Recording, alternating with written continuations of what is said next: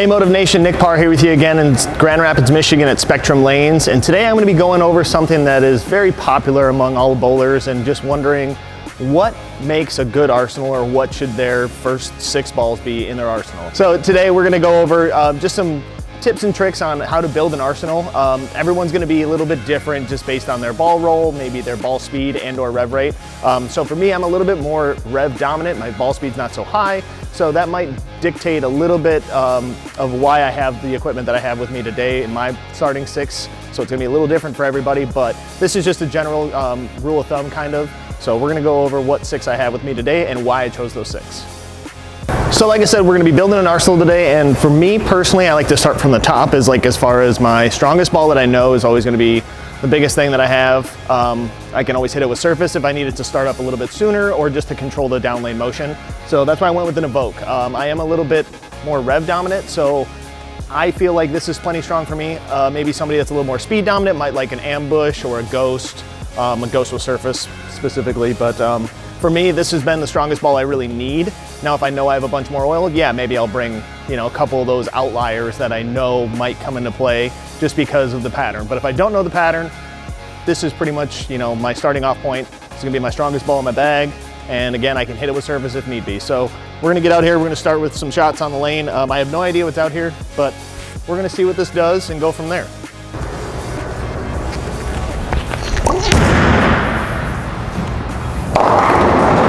Okay, so that picked up plenty. Like the motion until it saw down lane, and then it kind of really ripped off it. So that tells me it might be a little too strong, or I can go further left. But right there, it just is a little too strong. So let's move a little bit left.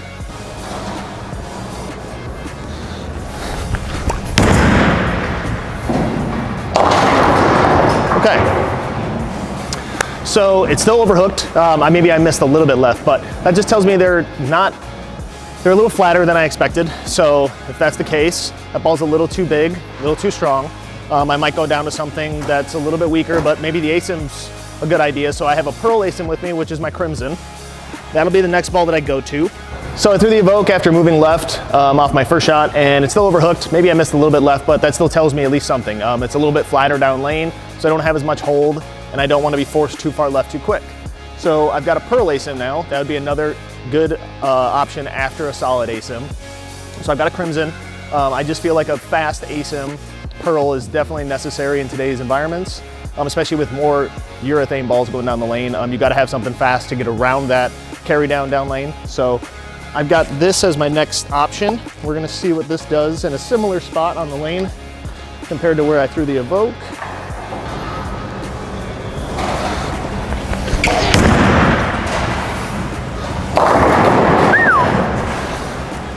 So it gave me a little bit further, it gave me a little bit more length, but it was much faster response down lane. So that would force me even further left, or to throw it harder, which typically isn't my first move. So for me, I would just shell down, core down.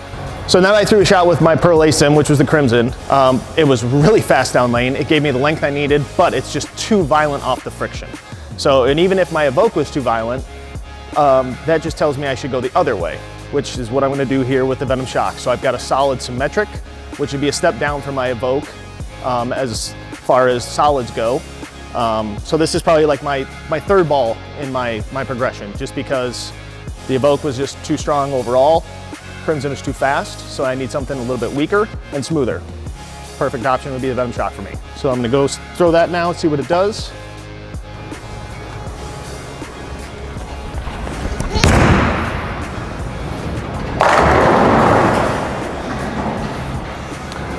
That was a better motion, really round, controllable, something I feel like I can repeat. Didn't do anything crazy down lane. So that tells me that maybe the symmetric options are the right idea right now. I missed a little right, but there's some forgiveness out there. So I think that would be my option right now until it forces me too far left, or it's just too early because there's a lot more friction on the lane. And then I would go to something like a symmetric pearl, which would be my hyper venom. So like I said, maybe after time, the Venom Shock just isn't right. It's too early, or it's forcing me too far left. Go right into this hyper venom. I've got a pearl version of the Venom Shock, same core, just a different cover. So it should give me a similar motion, but get through the front a lot easier, store a little bit more energy for the down lane motion. and still see a good shape. So we're gonna try that now.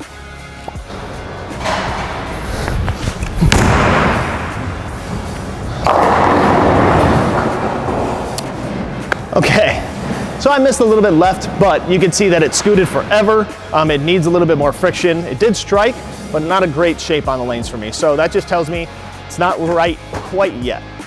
It'd be a great ball to go to after, you know, my Venom Shock when there's more games on the lanes. All right, so I've got 4 balls in my arsenal so far.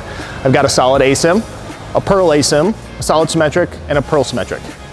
Now this is where it gets a little tricky and is a little bit more case-by-case bias depending on the bowler and their comfortability. Also what hand they are. So for me, being on the right side, we've got a little bit more traffic. I would prefer to have something that I know is gonna get down lane, because 9 times out of 10 lanes are just gonna get chewed up by all the right-handers and all the rev rate. So that's why I've got the Max Thrill Pearl.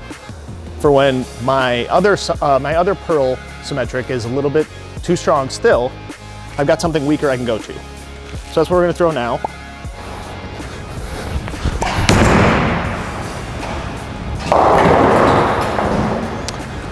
Okay, perfect. So it's much weaker compared to my Hyper Venom, which I expected it to be. I knew that it's gonna get down lane for really easily, and it just needs a little bit more friction down lane to throw it at, so it gets started. So this is great to see after my other Pearl symmetric, so it shows the difference in strength between the two. Now this, like I said, this is gonna be a little bit tricky. Maybe there's that special ball that you know that you always throw that's got a bajillion games on it, but you can always throw it later in the day because you're comfortable with it and you know what you're expecting out of the shape.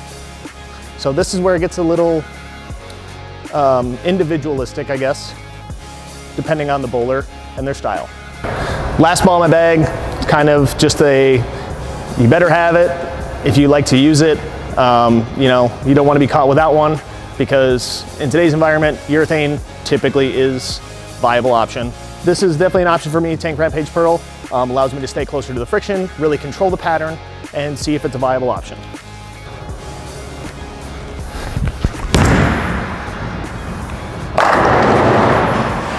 I love that ball reaction. So that's definitely a viable option on this. Again, it's not always gonna match up. So another purpose of having this urethane ball is to use it as a spare ball, potentially. Only if you're comfortable with it, but this allows you to have more options and not take up as much space by having one extra ball for your spares. All right, guys, that is the end of this little video. You know, again, I say that this is case-by-case basis and depends on the person and their style. You might not throw a bunch of asyms, you might not throw a bunch of sims, but having a mixed bag of a couple different options as far as like a solid asym, pearl asym, regular pearl symmetric, solid symmetric, that's a good 4 right there, and then you can build off that. You know, if you really have some favorites that can't go anywhere without, you know, you can't go anywhere without them, bring those. Comfortability is huge. You've got to be able to adapt on the fly and have confidence in what you're switching to and knowing what you're gonna throw.